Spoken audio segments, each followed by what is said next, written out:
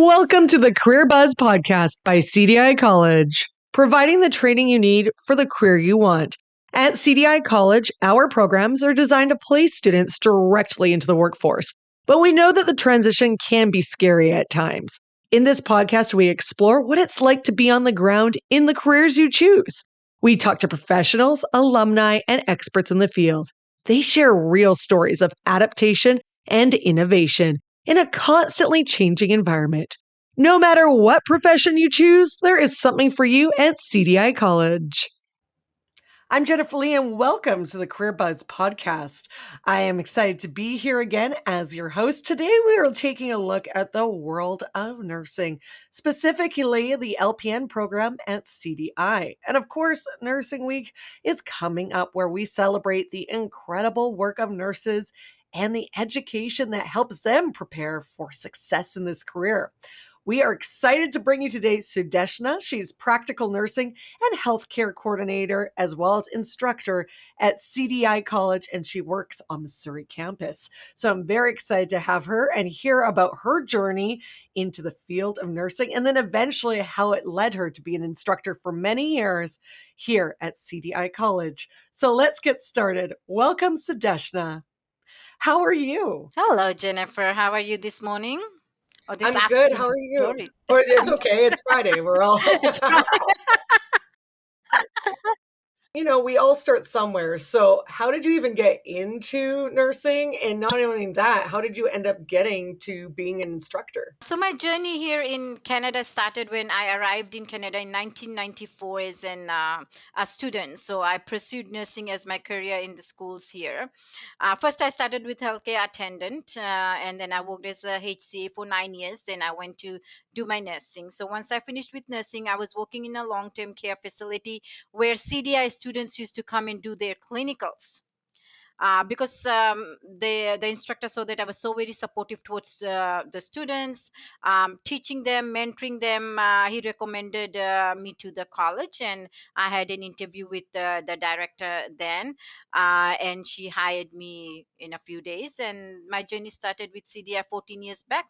So I started as an instructor. I taught for 4 years as an instructor for the HCA program, and then we started with a European program, practical nursing program here at CDI, and then I joined the practical nursing team. So I started teaching for a bit, and then and then I was promoted to being the coordinator of the nursing program, and now I coordinate the program and I teach the students at the same time. I love it when people actually go to the school that they teach at, because who's better to explain the material to the students is somebody that has done it. What made you choose CDI College when you wanted to start your educational journey? I chose CDI College because I could see that they were very student focused, and their standards of practice and their professionalism towards teaching the students, and the time they spent with the students was what the students needed, and the standards of their teaching and practice was what we needed with our regulatory body. So I could see that they were following the rules, regulations, policies, and very student focused. So I liked it about that. And I know you told us your wonderful journey, but where did your passion for healthcare start? Was there a moment that you're like, I have to be in this field? I think my passion started because I have that compassion for caring. I'm a very people person. I always try to help out with people. Being and brought up in a Christian family, always going to church, prayer meetings, Bible studies, and you have your seniors where you're always helping out. And as a teenager, I started working with the Sunday school teacher, helping out with kids, and it was something that came to mind to say, you know what, I want to do more of this. I want to pursue this as a career where I'm able to work more with people, help them out, care for them. So this led me to nursing as my profession to be choosing to do. I think that's great, because for me, it's something that I really admire people doing, but I definitely don't like the sight of blood, so I'd be terrible at it.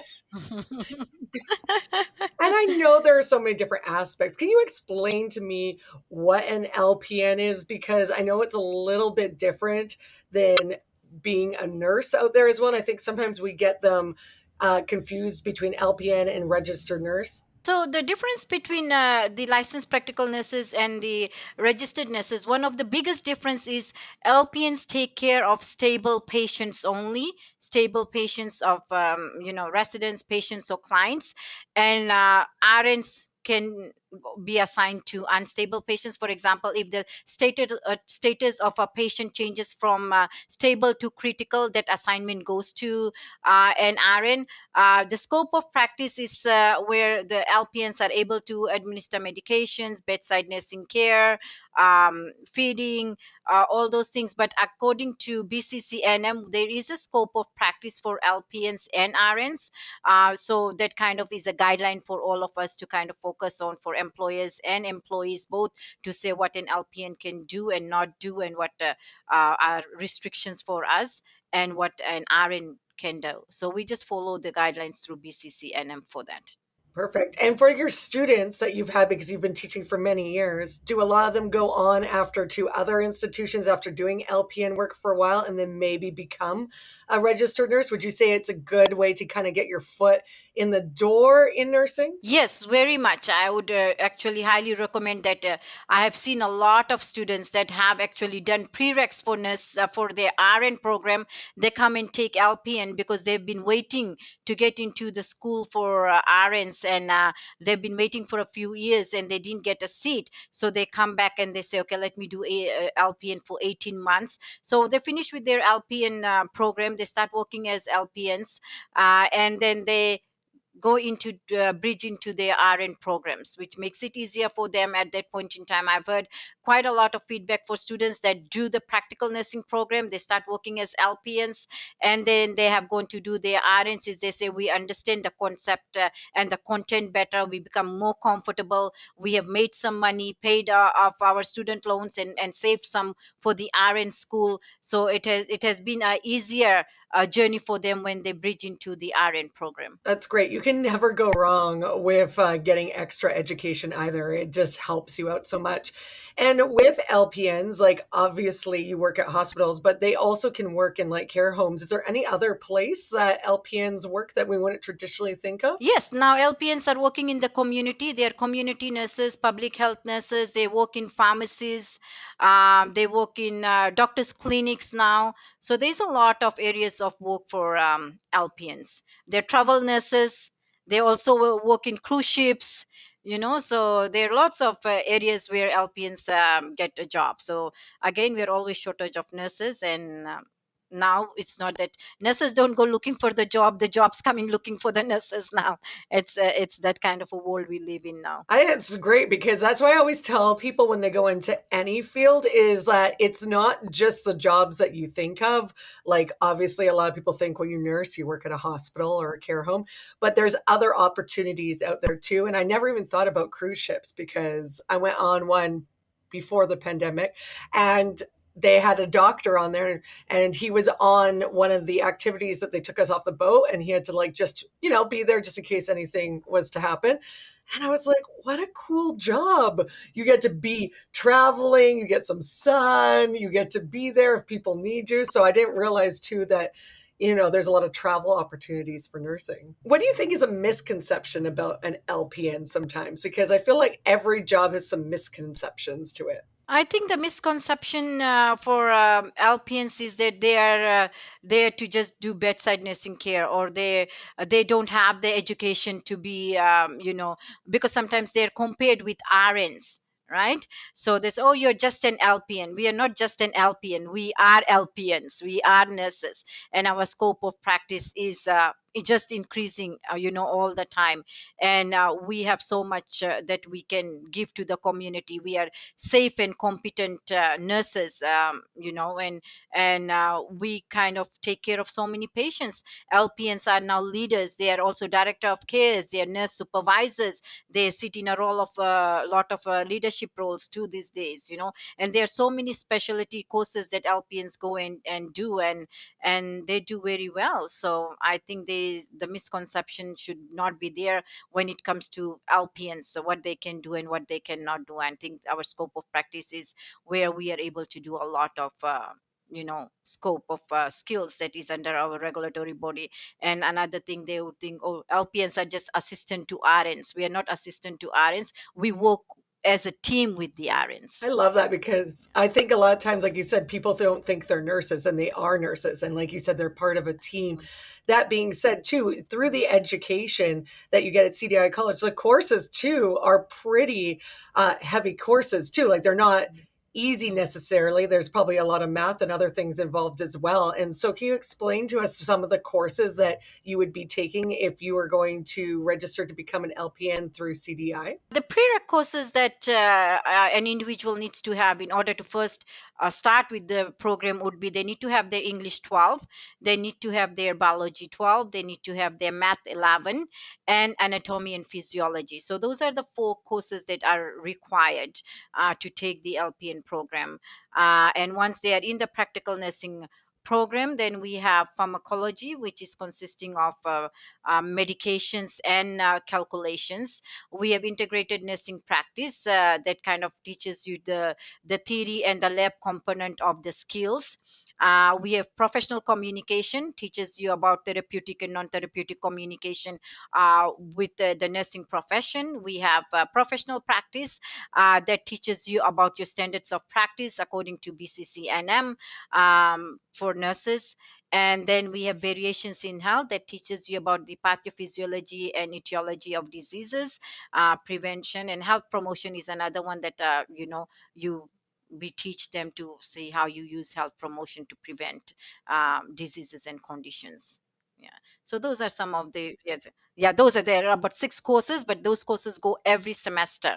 We have 4 semesters in the practical nursing program, and those are the modules that are taught. So does it take about 2 years then to get your LPN? 18 months, so it's about 75 weeks in total.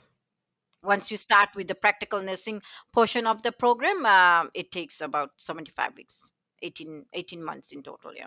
And I like that a lot about a lot of the CDI college programs too. It's a little bit faster, so you can get boots on the ground and start working and getting your experience and making a little bit of money because, as we know, education is expensive. So I think that's a great program.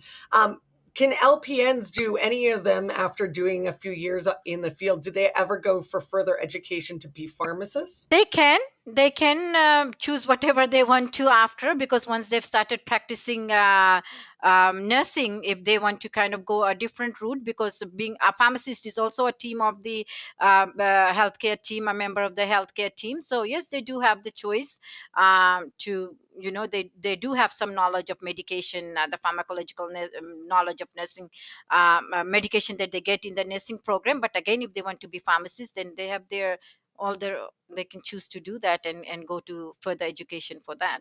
A great foundation. So you are part of helping create that great foundation for the LPN. So what is your favorite course that you teach throughout those many months of school? One of my favorite courses is the integrated nursing practice courses, because I am a very hands-on person. So that is the skills component of nursing. So I really love to be in the lab working with students, showing them, demonstrating them, getting them to re-demonstrate, and guiding them and giving them a few different techniques of doing the same thing, right? Sometimes you have the same scenario, but there's a few different ways of doing skills. You will not be wrong either way, but it's good to know a few different ways, because your patients are all different, right? And you have to kind of attend and help them out in different ways sometimes to reach the goal. So I find that very interesting. And what are some of the most rewarding aspects of working as an LPN in Canada? One of the most rewarding aspects is, I think there's a lot of blessings that we get while we are helping people, bringing smile to their faces, knowing that, you made a difference in somebody's life today, just by helping and being there for them and guiding them, or doing patient teaching, the appreciation you receive from your patients, and again with your co-workers and your team too at the same time, right? So that's very, very rewarding. And I think our financial stability in this country, being a nurse in the profession, also helps out a lot with having a good quality of life here. And if somebody was thinking of becoming an LPN, what kind of skills and qualities do you think make somebody successful in this type of role? I think they need to be very honest. right? So some of the most rewarding aspects would be for them to, have honesty, integrity, patience, compassion towards, helping people. They need to be humble, respectful. They should have a good discipline in life, because under attendance and punctuality is equally very, very important. So these kind of things are very important. They should have accountability and responsibility towards their actions. Very true. It's such an important job everyone does in the healthcare field. And again, you're working as a team. And if you're all not there to support each other or take accountability because sometimes things go wrong, you're not going to be able to work as a great unit. And that being said, of course, we appreciate nurses so much. Nursing Week is coming up. What does Nursing Week mean to you as somebody in this profession? I appreciate Nursing Week because it kind of acknowledges nurses throughout the world, and I think we should be recognized. We are part of the community, the caring part of the community. So, and again, it kind of we do a huge celebration at the college for with the nursing students, and we do bring cake, and we talk about nursing, and how nursing was came in place with Florence Nightingale, the lady of the lamp, and all those things. So it's very exciting for the students to even know that nursing is recognized throughout the world, and we have a week that celebrates nurses itself. So that kind of gives us the feeling to say, yes, it is a very respectful and honorable job, and the profession that we have chosen. And you get cake, so I'm definitely in. I feel like that's very important. With Nursing Week as well, what do you think are some of the most important issues just facing nurses or even healthcare professionals in Canada today? I think the shortage of nurses at this point in time in Canada, right? So there's a huge need of nurses in Canada. The other thing that we have seen is the ratio of patients to nurses is increasing. The shortage of team on the floor kind of puts a workload on other individuals that have come for the shift. So that's what we are facing a lot, is shortage of nurses, work overload, just because of the shortage of nurses. Do you think there's a reason why a lot of maybe we're not seeing the number of people go into nursing, or what do you think we need to do to encourage more people to go into this field? I think people do understand what nursing is, but a little bit more advertisement of nursing, and again, nursing is a program that does cost a lot of money. So if there's more funding and support, financial support would bring more people into nursing, because sometimes individuals are working and studying, it can make it a little difficult for them. But if I see there's more funding put towards nursing students, and encouragement, I think we will have a little bit more people coming in enrolling. We do have enrollments, like we are running a lot of cohorts, and lots of students are coming because they have the compassion and the passion to come and do nursing. But I think one of the other areas is, if there was a little financial support or funding, I think we would see more people joining nursing. Great. And again, it is a great career with so many personal benefits, because I feel like, and I mean personal benefits, nothing like monetary. Obviously, getting paid is great, but I mean, like, you get to care for people, you make lifelong friends with the other healthcare uh, people on your team. And I think it's a really rewarding career that, there's not too many of those out there. Finally, looking to the future, what do you see as some of the trends and developments that will shape the field of nursing in Canada in the coming years? And how can LPNs stay ahead of this curve? For the near future, I think there will always be a need for nurses in the healthcare field, and the scope of practice for nurses is always expanding. So the scope of practice for practical nurses are also expanding, and specializing courses will be coming in. And I think LPNs can stay ahead of the curve by being up to date with their practice and ongoing education. I think there will never be an end to the increase in the scope of practice. And one more question. Why should people come learn under you at CDI and take the LPN program? I would say, you know what, CDI College collaborates with the with BC College of Nurses and Midwives. We have BCCNM in delivering the practical nursing program in British Columbia. The college is committed in ensuring that the program delivery is consistent with with the BCPN program provincial curriculum, and that the minimum prescribed quality standards are met. Furthermore, the college is committed to graduating competent PN students who will be eligible to write their LPN examination. As we all know, LPNs are an integral part of the healthcare system.